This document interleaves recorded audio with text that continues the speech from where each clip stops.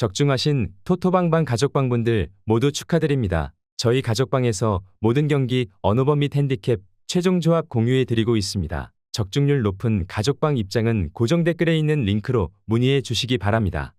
9월 20일 유럽 챔피언스 리그 6경기 분석 시작하겠습니다. 첫 번째로 츠르베나 지베지다 대 벤피카 경기 알아보겠습니다. 먼저 츠르베나 지베지다는 이번 시즌 세르비아 리그에서 선두권을 유지하며 강력한 전력을 보여주고 있다. 특히 홈에서 매우 강한 경기력을 보여주며 빠른 역습과 세트피스에서의 강점이 돋보인다. 츠르베나 지베지다는 공격진에서 강한 압박을 통해 상대 수비를 흔들고 수비에서도 단단한 조직력을 유지하고 있다. 유럽 대항전에서는 주로 조별리그에서 경쟁력을 발휘하지만 상위권 팀들과의 대결에서는 다소 약한 모습을 보인다. 또한 홈 경기기에 홈팬들의 열정적인 응원은 팀의 경기력에 긍정적인 영향을 미친다. 츠르베나 지베지다는 홈에서 공격적으로 나서는 경향이 강하며 상대 팀들에게 어려운 원정지로 꼽힌다. 이어서 벤피카는 이번 시즌 포르투갈 리가에서 상위권을 유지하며 공격적인 축구를 구사하고 있다. 팀의 핵심 선수인 곤살로 라모스와 주앙 마리우를 중심으로 한 공격진이 뛰어난 득점력을 자랑하고 있으며 중원에서는 플로렌티노 루이스가 경기 조율을 담당하고 있다. 벤피카는 유럽 무대에서도 공격적인 전술을 바탕으로 많은 득점을 노리는 팀이며 이번 시즌도 챔피언스 리그에서 상위 라운드 진출을 목표로 하고 있다. 포르투갈 리가뿐만 아니라 챔피언스 리그 원정 경기에서도 벤피카는 안정된 수비와 공격적인 전술로 상대를 공략한다. 원정에서도 중원의 강력한 압박과 빠른 공격 전개를 통해 경기를 주도하려는 경향이 있는 모습이다. 벤피카는 강한 압박과 빠른 전방 전개를 통해 츠르베나의 수비를 공략할 것이다. 곤살로 라모스와 주앙 마리우의 공격진이 상대 수비를 흔들며 빠른 템포로 상대의 수비를 무너뜨리려 할 것이다.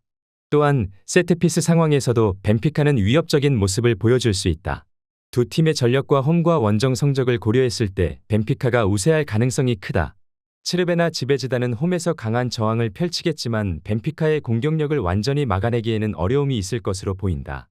벤피카 승리를 추천합니다.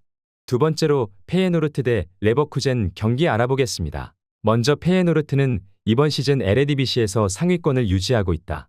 팀의 공격진은 강력하며 특히 주니어르 아이다라와 오르쿤 퀘크지가 중심이 되어 팀의 득점력을 이끌고 있다. 페예노르트는 공격적으로 나서는 팀으로 중원에서의 강력한 압박과 빠른 역습을 통해 상대를 흔드는 전술을 선호한다. 특히 홈 경기에서 공격적으로 나서며 많은 득점을 기록하는 경향이 있다. 또한 홈 경기기에 홈팬들의 열정적인 응원이 경기력에 긍정적인 영향을 미치며 특히 공격적으로 경기를 풀어가는 팀 특성상 홈에서 더욱 강력한 모습을 보인다. 이어서 레버쿠젠은 이번 시즌 분데스리가에서도 매우 좋은 성적을 거두고 있으며 강력한 공격력을 바탕으로 많은 득점을 기록하고 있다. 특히 공격진에서는 플로리안 비르츠와 빅터 보니파스가 중요한 역할을 하며 팀의 공격을 이끌고 있다. 레버쿠젠은 공격적으로 경기를 풀어나가는 팀으로 빠른 패스와 전방 압박을 통해 상대 수비를 흔들며 많은 득점 기회를 만들어내는 것이 강점이다. 또한 원정 경기에서도 매우 안정적인 경기를 펼치는 팀이다. 분데스리가와 유럽 대항전에서 원정 경기에서도 공격적으로 나서며 상대를 압박하는 경향이 있다. 레버쿠젠은 원정에서도 공격적인 전술을 유지하며 많은 득점을 노릴 가능성이 크다. 레버쿠젠은 공격적인 전술을 바탕으로 페예노르트의 수비를 공략할 것이다. 빠른 패스 플레이와 전방 압박을 통해 상대의 수비를 흔들고 비르츠와 보니파스를 중심으로 다채로운 공격 전개를 시도할 것이다. 특히 세트피스와 역습 상황에서 위협적인 모습을 보여줄 수 있을 것으로 보인다. 페예노르트가 경기 내내 레버쿠젠을 막아내기엔 어려움이 따를 것이다. 레버쿠젠 승리를 추천합니다. 핸디 언어버 및 최종 조합 받아보실 수 있는 가족방 입장 방법 알려드리겠습니다. 먼저 영상 하단의 댓글을 클릭해 주세요. 두 번째로 댓글 속 가족방 링크를 클릭해 주세요. 마지막으로 채팅 참여하기 누르신 후 메시지 주시고 답장 기다려 주시면 가족방 입장 도움드리도록 하겠습니다. 그럼 분석 이어가 보도록 하겠습니다. 세 번째로 아탈란타 대 아스날 경기 알아보겠습니다. 먼저 아탈란타는 이번 시즌 세리에 A에서 상위권을 유지하고 있다. 팀의 공격진은 강력하며 특히 루이스 무리엘과 두반 사파타 같은 선수들이 공격을 이끌고 있다. 아탈란타는 빠른 전방 압박과 공격적인 전술을 통해 상대를 공략하며 득점력이 높은 팀으로 평가받고 있다. 다만 수비에서는 가끔 불안정한 모습을 보여주기도 한다. 이어서 아스날은 이번 시즌 프리미어리그에서 강력한 모습을 보여주며 상위권을 유지하고 있다. 공격진에서는 부카요 사카와 가브리엘 제주스가 중심이 되어 팀의 득점력을 이끌고 있으며 미드필드에서는 마르틴 웨데고르가 경기 조율을 맡고 있다. 아스날은 전체적으로 균형 잡힌 팀으로 공격과 수비 모두에서 안정감을 유지하고 있다. 아탈란타와 아스날은 UEFA 대회에서 맞붙은 경험이 많지 않다. 하지만 두 팀 모두 유럽 무대에서의 경험이 풍부하며 이번 경기는 전력상 아스날이 다소 우세할 것으로 예상된다.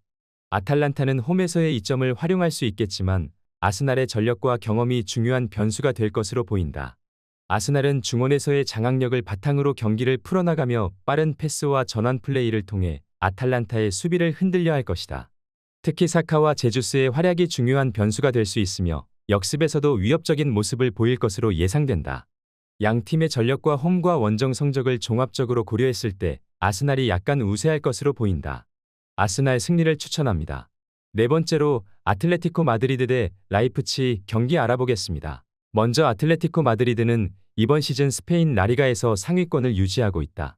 시메오네 감독 특유의 강한 수비 전술과 효율적인 역습 전개를 통해 많은 경기를 승리로 이끌고 있다. 특히 앙투안 그리즈만을 중심으로 한 공격진이 효과적인 플레이를 펼치고 있으며 수비에서는 스테판 사비치와 호세 히메네스가 중심을 잡고 있다. 아틀레티코는 특히 큰 경기에서 집중력을 발휘하며 수비적인 안정성을 바탕으로 효율적인 축구를 구사한다. 이어서 라이프치히는 이번 시즌 독일 분데스리가에서 강력한 모습을 보여주며 상위권을 유지하고 있다. 팀의 공격진은 매우 빠르고 역동적이며 특히 다비드 라움과 크리스토퍼 은쿤쿠의 이적 후에도 여전히 전방에서 위협적인 공격을 이어가고 있다. 공격적인 전술과 빠른 전환 플레이가 라이프치히의 강점이며 특히 젊고 빠른 선수들이 상대 수비를 흔드는 데 능숙하다. 아틀레티코 마드리드와 라이프치히는 챔피언스리그에서 2020년 8강에서 맞붙은 경험이 있다. 당시 라이프치히가 승리하며 준결승에 진출했는데 이 경기에서 라이프치히는 아틀레티코의 강한 수비를 뚫고 승리를 거뒀다. 이번 맞대결에서는 아틀레티코가 그때의 패배를 서륙하려 할 것이다.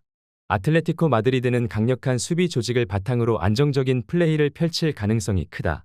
시메오네 감독은 중원에서의 강한 압박과 전방에서의 효율적인 역습을 통해 라이프치히의 수비를 공략하려 할 것이다. 그리즈만을 중심으로 한 공격진이 득점을 노릴 것이며 세트피스 상황에서도 강점을 발휘할 수 있을 것이다. 아틀레티코가 지난 챔스에 복수를 해줄 수 있을 것으로 예상된다. 아틀레티코 마드리드 승리를 추천합니다. 핸디 언어버 및 최종 조합 받아보실 수 있는 가족방 입장 방법 알려드리겠습니다. 먼저 영상 하단의 댓글을 클릭해 주세요. 두 번째로 댓글 속 가족방 링크를 클릭해 주세요. 마지막으로 채팅 참여하기 누르신 후 메시지 주시고 답장 기다려 주시면 가족방 입장 도움드리도록 하겠습니다. 그럼 분석 이어가 보도록 하겠습니다. 다섯 번째로 AS 모나코 대 바르셀로나 경기 알아보겠습니다. 먼저 모나코는 이번 시즌 리그에서 상위권을 유지하며 안정적인 출발을 보였다. 모나코는 젊은 선수들을 중심으로 빠른 템포의 축구를 구사하며 공격적인 플레이가 돋보인다. 팀의 공격진에서는 벤 예데르와 미나미노 다쿠미가 주요 득점원으로 활약 중이다. 다만 수비에서는 가끔 불안정한 모습을 보여 강팀을 상대로 실점할 가능성이 있다. 이어서 바르셀로나는 이번 시즌 라리가에서도 여전히 강력한 모습을 보여주고 있다. 팀의 핵심 공격수인 로베르트 레반도프스키가 최전방에서 득점력을 발휘하고 있으며 페드리와 가비 같은 젊은 미드필더들이 중원을 지배하고 있다. 바르셀로나는 수비에서도 안정된 모습을 보이며 전반적으로 균형 잡힌 팀으로 평가받는다. 또한 샤비 감독의 지도 아래 전술적 유연성도 한층 강화된 모습이다. AS 모나코와 바르셀로나는 UEFA 대회에서 맞붙은 경험이 많지 않다. 두 팀 모두 유럽 무대에서 경쟁력을 가진 팀으로 이번 경기는 두 팀의 첫 번째 큰 맞대결 중 하나가 될 것이다. 전력과 경험을 고려했을 때 바르셀로나가 약간 우세할 것으로 보인다.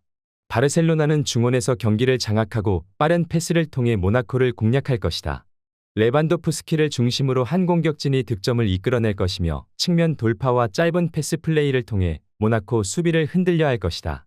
또한 수비에서는 단단한 조직력을 바탕으로 모나코의 빠른 역습을 차단할 수 있을 것이다. 바르셀로나 승리를 추천합니다. 여섯 번째로 브레스트와 대 스투름 그라츠 경기 알아보겠습니다. 먼저 브레스트와는 이번 시즌 프랑스 리그에서 중위권에 머물러 있으며 시즌 초반에는 안정적인 경기력을 보이고 있다. 공격에서는 다소 기복이 있지만 수비적으로 안정된 모습을 보여주고 있다. 특히 홈 경기에서는 강한 모습을 보이며 상대 팀의 공격을 효과적으로 차단하는 능력을 갖추고 있다. 이어서 스투름 그라츠는 이번 시즌 오스트리아 리그에서 상위권에 위치해 있다. 특히 빠른 공격 전개와 탄탄한 수비 조직력이 특징이며 리그 내에서 꾸준히 강한 성적을 거두고 있다. 유럽 대항전에서도 경기 운영 능력이 뛰어나며 중원에서의 압박과 빠른 역습이 주요한 공격 패턴이다.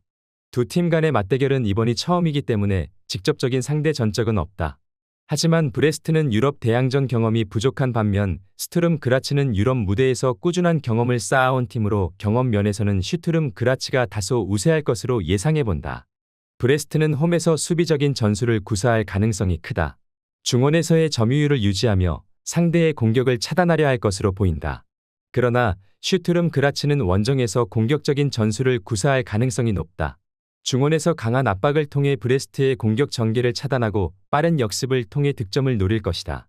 특히 세트피스 상황에서 위협적인 모습을 보여줄 수 있으며 조직적인 움직임으로 브레스트의 수비를 넘어설 수 있을 것이다. 스투름 그라츠 승리를 추천합니다.